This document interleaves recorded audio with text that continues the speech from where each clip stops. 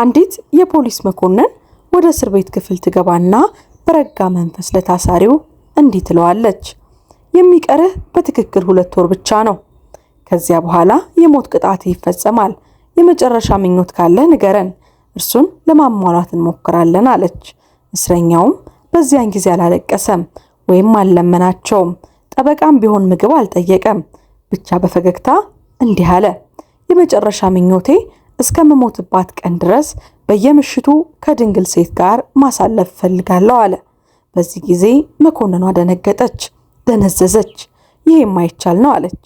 እንዲህ አይነቱ ምኞት ለመፈጸም ዝም ብለን ማንኛውንም ሴት እዚህ ይዘን መምጣት አንችልም አለችው። እስረኛው ግን አይኗን እያየ በድፍረት እንዲህ አላት። ታዲያ አንቺ ለምን አታደርጊውም? መኮንኗ በቁጣ አበደች፣ ሰከረች። እኔ ፖሊስ መኮንን ነኝ አለች፣ ራሷን ለመቆጣጠር እየሞከረች።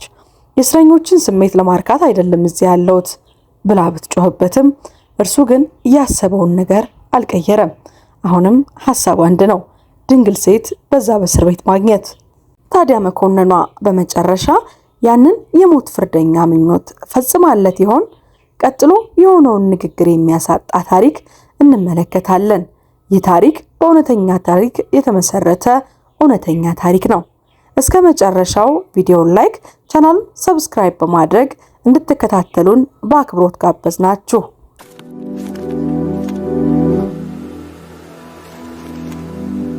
እርሷ ሕግን ለማስከበር ቃለ መሐላ ላይ ገባች መርማሪ ነች። እርሱ ደግሞ የሞት ፍርዱን የሚጠብቅ አደገኛ እስረኛ። የመጨረሻውና የግል ምኞቱን እንድትፈጽምለት ሲጠይቃት ጥላው መሄድ ነበረባት። እርሷ ግን በዚያው ቆየች። በዚያ የእስር ቤት ጨለማ ውስጥ ያገኘችውን እውነት ግን እርሱን ወህኒ ካወረደው ስርዓት በላይ እጅግ የተወሳሰበ ነው። የእስር ቤቱ ቅዝቃዜና ጭላንጭል ብርሃን በታይለር ራስ ላይ ያንዣብባል። ታይለር በጠባቡ አልጋ ላይ ተቀምጦ ግድግዳውን ተደግፎ ወደ ባዶውን ክፍል ይመለከታል።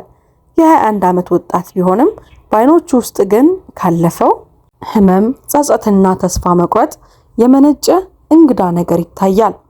ከእስር ቤቱ በላይ ባለው የፖሊስ ጣቢያ መርማሪ ሜጋን አንድ ቀጭን ፋይል ይዛ ኮሪደሩን በፍጥነት ትጓዛለች። ሜጋን በፍትህ አፍቃሪነቷና በማይናወጥ ዲሲፕሊኗ የምትታወቅ ጠንካራ የፖሊስ መኮንን ናት። ከደስተኛ ቤተሰብ የተገኘች መሆኗ በጥሩ አካባቢ ነው ያደገችው። ወደዚህ ደረጃ ለመድረስም በጽናት ታግላለች። በሷ እምነት ወንጀል በማንም ይፈጸም በምን ፈጽሞ መታገስ የሌለበት ተግባር ነው። ነገር ግን ይህ ጉዳይ የተለየ ነበረ። በፋይሉ ላይ ያለውን ስም ተመለከተች። ታይለር ብሩክስ፣ የገዛ እናቱን በመግደል የተከሰሰ። ክሱ ማህበረሰቡን ያስደነገጠ ሲሆን የፍርድ ሂደቱ ፍጥነት ደግሞ ለጥርጣሬ ቦታ አልሰጠም ነበረ። ፍርድ ቤቱም የሞት ቅጣት ፈርዶበታል። ሜጋን ወደ እስር ቤቱ ክፍል ገባች። የጫማዋ ድምፅ በኮንክሪት ወለሉ ላይ ያስተጋባል። ታይለር በቀስታ ዞር ብሎ አይኗን አየ። ታይለር አለች በጠንካራ ድምፅ። ቢሆንም ርህራሄ ግን አራቀውም ነበረ። ቅጣቱ ከመፈጸሙ በፊት 2 ወር ተሰጥቷል። እንደ መመሪያው የሞት ፍርደኞች የመጨረሻ ጥያቄ የመጠየቅ መብት አላቸው። የምትፈልገው ነገር ካለ ንገረኝ። ለጥቂት ሰከንዶች ዝምታ ሰፈነ። ከዚያም በሚያስገርም ሁኔታ ታይለር ፈገግ አለ። ያ ፈገግታ የማሾፍ ወይም የሐዘን አልነበረም፣ የረጋ ነበረ። የመጨረሻ ምኞቴ ሲል በቀስታ ጠየቀ። ሜጋን ለከባድ ወይም ልብ ለሚነካ ንግግር ራሷን አዘጋጅታለች። በዚህ ጊዜ ታይለር አይኗን እያየ እንዲህ አላት። እስከ ዕለቴ ሞቴ ድረስ በየምሽቱ ድንግል ከሆነች ሴት ጋር ማሳለፍ ፈልጋለሁ። ቃላቱ እንደ ጥፊ ባየር ላይ አስተጋቡ።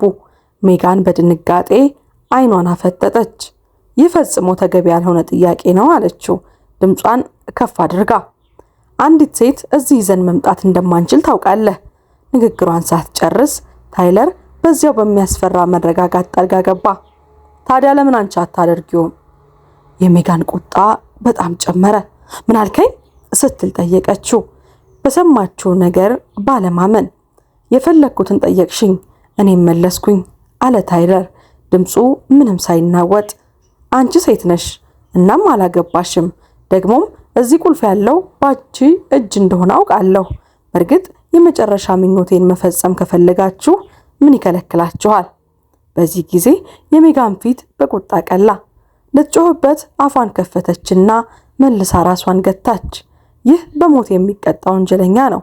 በፊቱ መረጋጋት ማጣት አልፈለገችም። እኔ ፖሊስ መኮንን ነኝ አለች በሚያስገመግም ድምፅ።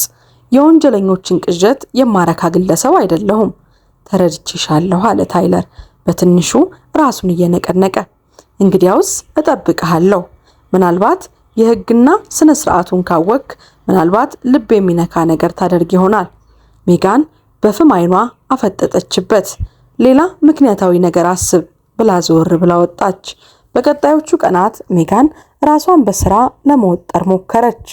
ሪፖርቶች፣ የጥበቃ ስራዎችና ሌሎች ጉዳዮች። ነገር ግን ከታይለር ጋር ያደረገችውን ያ እንግዳ ንግግር ከውስጡ አልወጣም። መረጋጋቱ፣ ያስደንጋጭ ምኞቱና ከሁሉም በላይ ደግሞ እሷን ያየበት መንገድ። በአይኖቹ ውስጥ ስሜት ወይም ማመጽ አይታይበትም፣ ይልቁንም ጥልቅ የሆነ ፍልስፍናዊ ፈተና እንጂ። ከዕለታት አንድ ቀን ከሰዓት በኋላ አንዲት ሴት እያለቀሰች ወደ ጣቢያው መጣች። መኮንን፣ ቤት የተሰረቀ፣ ጌጣጌጦቼ፣ ቁጠባዬ፣ የሟች ባለቤቴ ሰዓት ሳይቀር ሁሉንም ወስደውታል። ሜጋን ሴቲቱን ለማረጋጋት እየሞከረች ጉዳዩን ለጥበቃ መኮንኖች ካስተላለፈች በኋላ ጣቢያው ውስጥ ከታይለር ጋር ብቻቸውን ቀሩ። ፀሐይ ስትጠልቅ ሰማዩ ወደ ብርቱካናማ ተቀየረ። ሜጋን በጭንቀት ወዲያና ወዲህ ስትል ባልታወቀ ምክንያት እግሮቿ ወደ ታይለር ክፍል መሯት። እዚያው አለ፣ እንደ ወትሮው ግድግዳ ተደግፎ ተቀምጧል። ታይለር እግሮቹን አጣጥፎ ተቀምጧል። ሜጋን ስትቀርብ ቀና ብላ እያሾፈ ተመለከታት። ተመልሰሽ ትመጪ እንደሆነ እያሰብኩ ነበር አላት። እኔ የመጣሁት ያንተን ፍላጎት ለማርካት ወይም ላንተ መዝናኛ ለመሆን አይደለም ስትል ሜጋን በቁጣ አቋረጠችው። ለመጠየቅ የፈለኩት ምንም አይሰማህም? የገዛ እናትህን በመግደል የሞት ፍርድ ተፈርዶብሃል። አንተ ግን እዚህ ተቀምጠህ ሁሉም ነገር እንደ ጨዋታ ይመስልሃል። ትስቃለህ። የታይለር አይኖች በዚህ ጊዜ ጠቆሩ። ያ ፈገግታው ጠፋ።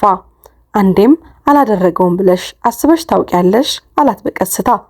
ይህንን ሲል ሜጋን ፊቷን አቆሳተረች። ማስረጃው ግልጽ ነው። እናትህ ወለል ላይ ደም ፈሷት ተገኝታለች። አንተ ደግሞ በደም የተለወሰ ዱላ ይዘህ ቆመህ ነበረ። በፍርድ ቤት ወቅት እንኳን ራስህን ለመከላከል አልሞከርክም። በድንጋጤ ውስጥ ነበርኩ ሲል ታይለር በለሰለሰ ድምፅ መለሰ። እናቴ ለኔ ሁሉም ነገር ነበረች። ስትጾም ሰምቼ ወደ ውጭ ሮጥኩኝ። አንድ ሰው አስቀድሞ መቷታል። ራሷን ለመከላከል ከውጭ ዱላ ይዤ ገባሁኝ። ነገር ግን እኔ ስደርስ ረፍዶ ነበረ። ሜጋን ወዲያው አልመለሰችለትም። በድምፁ ውስጥ የሚሰማው ነገር እውነተኛ ይመስላል፣ በጣም እውነተኛ። ነገር ግን በስሜት እንዳትመራ ከረጅም ጊዜ በፊት ራሷን አሰልጥናለች። ታዲያ በምርመራ ወቅት ለምን አልተናገርክም? ደነዘዝኩኝ አላት። ሁሉም ነገር አበቃለት ብዬ አሰብኩ። ምናልባትም ማለቁ ለኔም ምንም አልመሰለኝም ነበረ። ለጥቂት ሰከንዶች በመካከላቸው ዝምታ ሰፈነ። ሜጋን እንደ ፖሊስ፣ ታይለር ደግሞ እንደ ወንጀለኛ ሳይሆን ሁለቱም በየራሳቸው መንገድ የታሰሩ ሁለት ሰዎች ሆኑ። ስልኳ አጭር መልእክት አሳየ። የዛች ሴት ቤት ስርቆት በራሷ ልጅ የተደረገ ድራማ እንደነበረ ተረጋግጧል። ዓለም በውሸት የተሞላች ናት አይደል ስትል አጉረመረመች። ታይለር በዚህ ጊዜ ፈገግ አለ። አሁን መረዳት ጀመርሽ አላት። በዚያው ምሽት ከዋናው የእስር ቤት አስተዳደር ደብዳቤ ደረሳት። የታይለር የመጨረሻ ምኞት ከህግና ከሞራል አኳያ የሚቻል ከሆነ እንዲፈጸምለት የሚል ነበረ። ሜጋን ወረቀቱን እያየች የልብ ትርታዋ ጨመረ። በማግስቱ ጠዋት ሜጋን ለታይለር ቡና ይዛለት ሄደች። ይህንን ለሌላ እስረኛ አድርገው አታውቅም። ደግ ይሆንሽ ነው አላት ቡናውን እያየ። እንዲህ ባለ ቦታ ደግነት አደገኛ ነው። የሚቀርህ 2 ወር ብቻ ነው አለች ቡናውን እየሰጠችው። ይህ ምንም ማለት አይደለም። ቡናውን በቀስታ እየጠጣ አይኗን እያያት ያልኩሽም ምኞቴን አሁንም አልተቀየረም። ሜጋን ምንም አልተናገረችም። ዝም ብላ ቆመች። ታውቂያለሽ ሲል ቀጠለ። ብዙ ጠባቂዎች፣ መኮንኖችና ቀሳውስት ሲመጡ ሲሄዱ አይቻለሁ። አንቺ ግን በመጀመሪያ ቀን ስትመጪ የሆነ ነገር ተቀየረ።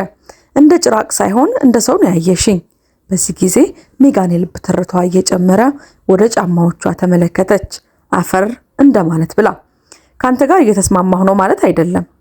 አውቃለሁ አለ ታይለር በቀስታ እየተነሳ። ግን ጥለሽኝም አልሄድሽም። ይህንን ሲላት ሜጋን በፍጥነት ወጥታ ሄደች። እርምጃዎቿ ከበፊቱ ይልቅ እየጮሁ ያስተጋባሉ። ምን እየሆነ እንደሆነም ሊገባት አልቻለም። ይህ ትክክል አይደለም። እሷ ፖሊስ ናት።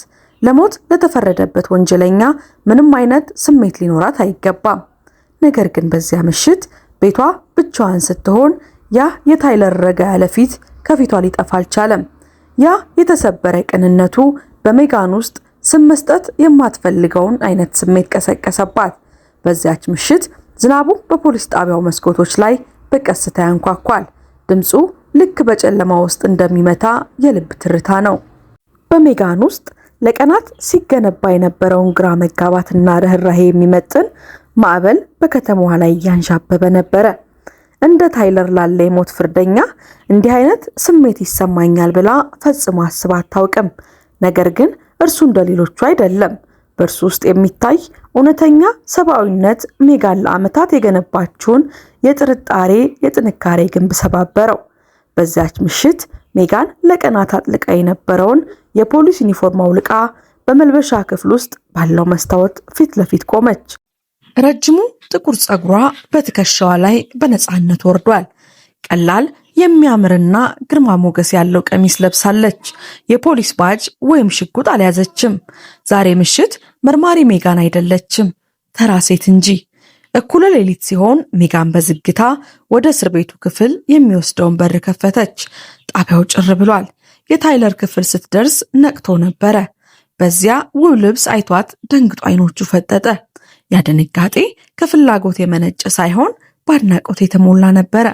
መጣሽ ሲል በሹክሹክታ ጠየቃት። ሜጋን አልመለሰችለትም። ዝም ብላ በሩን ከፍታ ገባች። ለጥቂት ጊዜ ያለምንም ቃል ተያዩ።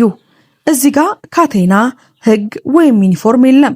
ሊኖር የማይገባ ቅጽበት ውስጥ የተገናኙ ሁለት ሰዎች ብቻ። የመጨረሻ ምኞትህን ጠይቀህ ነበር አለች ድምጿን ዝቅ አድርጋ። እሱን ለመፈጸም መጥቻለሁ፣ ግን እንደ ጠባቂ ሳይሆን እንደ ሜጋን አለችው። በዚያ የሞት ፍርደኞች በሚታሰሩበት የድንጋይ ግድግዳ ውስጥ ሜጋን ስለ ፍትህ፣ ስለ ግዴታ የምታውቀውን ሁሉ የሚጻረር ነገር ተፈጠረ። በዝምታ ተቃቀፉ። በሙቀትና በመጨረሻው ለቀረበው ሁሉ ነፍሳት ብቻ በሚገባ ጥልቅ ስሜትን ተጋሩ። ከዚያም ወለሉ ላይ አብረው ተቀመጡ። ግድግዳውን ተደግፈው በትንሿ መስኮት ብርሃን ውስጥ የሚታየውን ጨረቃ ይመለከታሉ። እንዲህ ያለ ነገር ማንም ሲያደርግ አይቻል አውቅም አለ ታይለር በቀስታ። በፊት ያልኩሽን ማለቴ ነው። እንደ ጭራቅ አታየኝም። ሜጋን አይኑን እያየች እንዲህ አለችው። ምክንያቱም ጭራቅ እንደሆን ካላምንም። ታዲያ ለሌላ ሰዎች ለምን አላመኑኝም ሲል ጠየቃት። ምናልባት ማንም ሰው ጊዜ ሰጥቶ ሊሰማ ስላልፈለገ ይሆናል ስትል መለሰች። እናም ለሚቀጥሉት 2 ሰዓታት ሜጋን የታይለርን እውነታ አዳመጠች። የዚያን ምሽት ታሪክ ነገራት። እናቱ ስትጮህ ደርሶ አንድ ሰውም በጓሮ በኩል ሲያመልጥ ማየቱንና እሱን ለማሳደድ ሲሞክር ሲመለስ ግን እንደረፈደ በድንጋጤ ዱላውን ሲያነሳ ጎረቤቶች እንዳዩትና ሁሉም ነገር ተገላብጦ እንደተተረጎመ ነገራት። በምርመራ ወቅት ሲያስረዳ ቢሞክርም ድንጋጤው አንደበቱን አሳስሮታል። ስርዓቱ በጣም ፈጣን ነበረ። አንድም ጠበቃ በእውነት ሊሰማው አልፈለገም። የታይለር ድምፅ ለፍትህ አካላት ሳይሰማ በፊት እጣ ፈንታው ተወስኖ ነበረ። ሜጋን በስራ ታሪኳ ለመጀመሪያ ጊዜ ሀፍረት ተሰማት። ሀፍረቷ ግን ሕግ በመጣሷ ሳይሆን ሕጉ የተሳሳተ መስመር ላይ በመሳሉ ነበረ። በማግስቱ ጠዋት ሜጋን ወደ የበላይ አለቃዋ በመሄድ ጉዳዩን በድጋሚ እንዲመረመር ጠየቀች። ጥያቄ አቀረበች። በዳኛ ፊት ተከራከረች። የራሷን ሪፖርትም አቀረበች። የስራ ባልደረቦቿ በሹክሹክታ አሟት። አለቆቿም በግርምት ተመለከታት። እሷ ግን አላቆመችም። እውነቱ እንደሚናገር በምታውቀው ሰው አይን ውስጥ ተመልክታለችና። ሳምንታት አለፉ። ምርመራው በድጋሚ ተከፈተ። ምስክሮች ተጠሩ። የፎረንሲክ ምርመራዎች በድጋሚ ተተነተኑ። ከዛም ያልታሰበ ድል ተገኘ። በዱላው ላይ የነበረው የጣት አሻራ የታይለር ሳይሆን በግድያው ምሽት ከአካባቢው ላይ የነበረና የጠፋ አንድ የታወቀ ወንጀለኛ ሆኖ ተገኘ።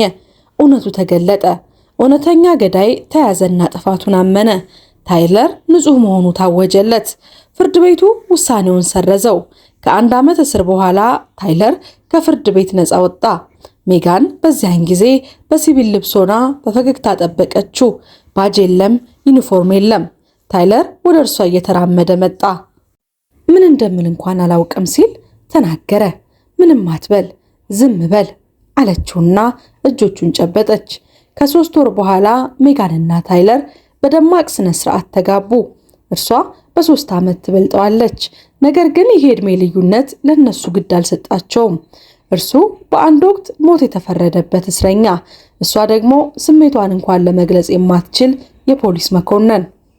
አሁን ግን ሁለቱም ከቀድሞ ፍርሃታቸው ነፃ ሆኑ። በትዳር ህይወታቸው ሰላም አግኝተዋል። ታይለር የቀድሞ እስረኞቹን በሚረዱበት ማዕከል ውስጥ በትርፍ ጊዜ መስራት ጀመረ።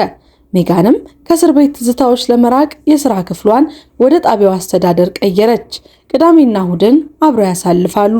አንዳንድ ጊዜ ሙሉ ህይወታቸው ጊዜያቸው በሳቅ ያልፋል። አንዳንድ ጊዜ ደግሞ ታይለር የእስር ቤት ትዝታው ሳይለቀው በመስኮት በኩል ጨረቃን ሲመለከት ያድራል። ነገር ግን አንድ ማክሰኞ ቀን አንድ እንግዳ ደብዳቤ በቤታቸው በር ስር ተገፋ። ስምም ሆነ አድራሻ የለውም። ሜጋን ከስፖርት ተመልሳ ስትመጣ ደብዳቤውን ከፈተችው። በውስጡ የነበረው ጽሑፍ ግን ደሟን አቀዘቀዘው። ነፍሰ ገዳዩን በነፃ ለቀቅሽው፣ እኔ ግን ገና ስራዬን አልጨረስኩም ነበረ የሚል ነው። ደብዳቤው ከእጇ አምልጧት ወለሉ ላይ ወደቀ። ሜጋን ወዲያውኑ ወደ መርማሪነት ስሜቷ ተመለሰች። አንድ ሰው ተከታትሎን ይሆን? የታይለርን እናት የገደለው እውነተኛው ሰው አሁንም በነፃነት አለ ማለት ነው? በዚያው ምሽት ታይለር ደብዳቤውን ሲያነብ እጆቹ ተንቀጠቀጡ። እሱ ነው ብለሽ ታስቢያለሽ ሲል ጠየቃት። ሜጋን ዝም አለች። በማግስቱ ጧት የእናቱን ገዳይ ተብሎ የታሰረውን ካሌብ ኤሊስን በእስር ቤት ሄዳ ጠየቀችው። እሱ ግን አይኖቹ ፈዘዋል። ንግግሩ የማይሰማ ዝብርቅርቅ ያለ ሰው ነበረ። እኔ ነኝ አሉኝ፣ አንተ ነህ አሉኝ፣ ያደረግኩት መሰለኝ እያለ ብቻውን ይዘባርቃል። ሜጋን በልቧ ውስጥ ከባድ ቅዝቃዜ ተሰማት። ተሳስተን ሌላ ንጹህ ሰው አስረን ይሆን? የታይለር መፈታት የታሪኩ ማብቂያ ሳይሆን የሌላ አስከፊ ድራማ መጀመሪያ ይሆን? በዚያው ምሽት ማዕበሉ ሲመጣና መብራቱ ሲጠፋ ሲበራ ሜጋን ነቅታ ደብዳቤውን ትመለከተው ነበረ። ቃላቱ በጆሮው ላይ የሚያንሾካሹኩ መሰላት። ገና ስራዬን አልጨረስኩም የሚል። ተነስታ መስኮቶቹንና በሮቹን በሙሉ ቆለፈች። የታይለርን አተነፋፈስ ተጠግታ አዳመጠችው። አሁን የምትጠብቀው እውነትን ብቻ ሳይሆን ፍቅሯንም ጭምር ነው። ውድ የሀበናብ ክሮኒክልስ ተመልካቾቻችን የዚህን ታሪክ ሁለተኛ ክፍል ከፈለጋችሁ በኮመንት ላይ አሳውቁኝ። የአንድ ፖሊስና የሞት ፍርደኛ እስረኛ እንግዳ የሆነ ግንኙነትና የእውነት የስሜትና ያልተጠበቁ ምርጫዎች ታሪክ። ይህንን ቪዲዮ ከወደዳችሁት ላይክ በማድረግ እንዲሁም ለቻናላችን አዲስ ከሆናችሁ ሰብስክራይብ በማድረግና ሌላ ጊዜ የምንለቃቸው ቪዲዮዎች ቶሎ ቶሎ ወደ እናንተ ይደርሱ ዘንድ የደወል ምልክቷን መጫን አትዘንጉ። ከዚህ ቀደም በቻናላችን የሰራነውን ፕሮግራሞች ገብታችሁ እንድትመለከቱ እየጋበዝን እኛ ከወዲሁ ተሰናበትን። መልካም ቆይታ።